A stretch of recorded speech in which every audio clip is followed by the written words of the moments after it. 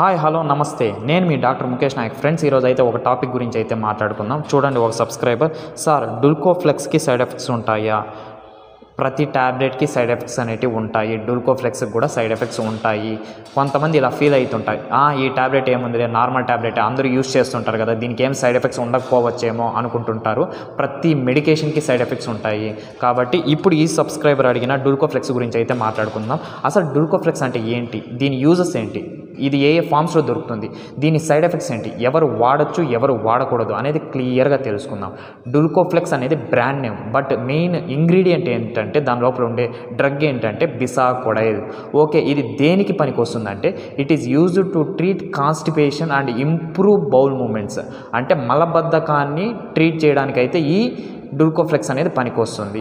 Okay, ఈ డూల్కోఫ్లెక్స్ ఏ విధంగా పనిచేస్తుంది, మెకానిజం ఆఫ్ యాక్షన్ ఏంటంటే ఎప్పుడైతే ఈ బిసాకోడైల్ని తీసుకుంటామో ఇంటెస్టైనల్ సెల్స్ మీద ఉన్న రిసెప్టార్స్ అడినైలేట్ సైక్లేజ్ అనే రిసెప్టార్స్ని యాక్టివేట్ చేసి సైక్లిక్ ఏఎంపీని లోపలికి రప్పించుకుంటాయి. అంటే సైక్లిక్ అడినోసైన్ మోనోపాస్పేట్ని లోపలికి రప్పించుకుంటాయి. ఎప్పుడైతే ఈ సైక్లిక్ ఏఎంపీ లెవెల్స్ రైజ్ అవుతాయో సెల్స్ లోపల ఇంటెస్టైనల్ మజిల్స్ కాంట్రాక్ట్ అవ్వడం స్టార్ట్ చేస్తుంది. ఎప్పుడైతే ఇంటెస్టైనల్ మజిల్స్ కాంట్రాక్ట్ అవుతాయో లోపల ఉన్న బౌల్ అంటే స్టూల్స్ ఏదన్నా ఉన్నా, అంటే ఫుడ్ మెటీరియల్ కానీ డైజెస్టెడ్ మెటీరియల్ కానీ ఏ వేస్ట్ మెటీరియల్ ఏదన్నా ఉన్నా కూడా అది స్లోగా పాస్ అవుతూ పోతుంది. ఈ విధంగా రెక్టమ్ ద్వారా బయటకు వచ్చేస్తుంది. అంటే ఎప్పుడైతే ఈ బిసాకోడైల్ తీసుకుంటామో ఇంటెస్టైనల్ మజిల్ మూమెంట్స్ని పెంచి, అదే కాకుండా వాటర్ మాలిక్యూల్స్ని బయట నుంచి ఇంటెస్టైన్ లోపలికి తెప్పించి స్టూల్స్ని సాఫ్ట్గా చేసేసి ఫ్రీగా మూవ్ అయ్యేటట్టు చేసి ఈ కాన్స్టిపేషన్ అనేది రిలీవ్ చేస్తుంది. అంటే మలబద్ధకాన్ని అయితే పోగొడుతుంది. ఓకే, ఇది ఏ ఫామ్స్లో దొరుకుతుంది, ఓరల్ ట్యాబ్లెట్ ఫామ్స్లోనే దొరుకుతుంది. అంటే ట్యాబ్లెట్ ఫామ్స్లో దొరుకుతుంది, ఓరల్గా వేసుకోవచ్చు. లేకపోతే సుపాజిటర్ ఫామ్స్ అంటారు, అంటే బుల్లెట్ లాగా వస్తుంది, రెక్టంలో పెట్టుకోవచ్చు, యానస్లో. ఇది డాక్టర్స్ పెడతారు. బట్ హోమ్లో కూడా కొంతమంది మెడికల్ ప్రొఫెషనల్స్ ఎవరన్నా ఉంటే వాళ్ళ దగ్గర ఇంటి దగ్గర కూడా మనం యూజ్ చేసుకోవచ్చు. వాళ్ళ దగ్గర మనము సుపాజిటర్స్ని యానల్ దగ్గర అంటే రెక్టం లోపలికి పెట్టించుకోవచ్చు. ఓకే, ఇది ఏ డోసెస్లో దొరుకుతుంది, 5 mgలోనూ దొరుకుతుంది, 10 mgలోనూ దొరుకుతుంది. దీనివల్ల ఏమైనా సైడ్ ఎఫెక్ట్స్ ఉంటాయా? ఎస్, ప్రతి మెడికేషన్కి సైడ్ ఎఫెక్ట్స్ ఉంటాయి, దీనికి కూడా సైడ్ ఎఫెక్ట్స్ ఉంటాయి.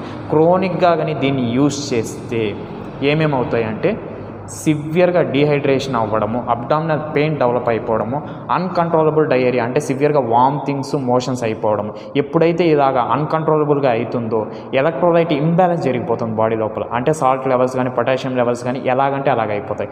దీనివల్ల కిడ్నీ ఇష్యూస్ రైజ్ అవ్వడము, మజిల్స్ వీక్ అయిపోవడము, హార్ట్ బీట్ ఇర్రెగ్యులర్గా కొట్టుకోవడము, మూడ్ స్వింగ్స్ డెవలప్ అవ్వడం, ఇటువంటి మేజర్ కాంప్లికేషన్స్ కూడా ఉంటాయి.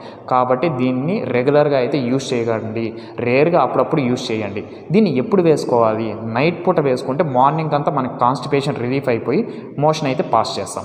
ఓకే, దీన్ని ఎవరెవరు వాడచ్చు, ఎవరైనా వాడచ్చు, బట్ డాక్టర్ ప్రిస్క్రిప్ట్ చేస్తేనే వాడండి. ఆల్కహాల్ తీసుకొని దీన్ని వాడకండి. చిల్డ్రన్స్కి అయితే సపరేట్గా ఉంటాయి లాసేటివ్ సిరప్స్. బిలో 6 years వాళ్ళకి వాళ్ళు పీడియాలాక్స్ అని చెప్పి, లేకపోతే డూల్కోలాక్స్ పీడియాట్రిక్స్ అని చెప్పి ఇటువంటి పీడియాట్రిక్ లాసేటివ్ సిరప్స్ ఉంటాయి, అవి వాళ్ళు వాడుకుంటే సరిపోతుంది. పీడియాట్రిషియన్ని కన్సల్ట్ అవ్వండి. Okay, pregnant ladies, breast feeding mothers దీన్ని వాడచ్చా?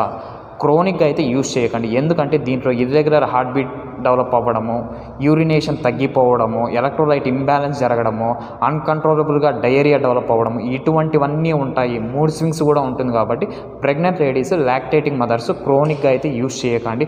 ఒకవేళ రేర్గా యూజ్ చేయాలనుకున్నా కూడా డాక్టర్స్ ప్రిస్క్రైబ్ చేస్తేనే యూజ్ చేయండి. Diabetic patients, hypertensive patients, kidney patients, liver patients డాక్టర్స్ని కన్సల్ట్ అయ్యి ప్రాపర్ డోస్లోనే దీన్ని అయితే యూజ్ చేయండి.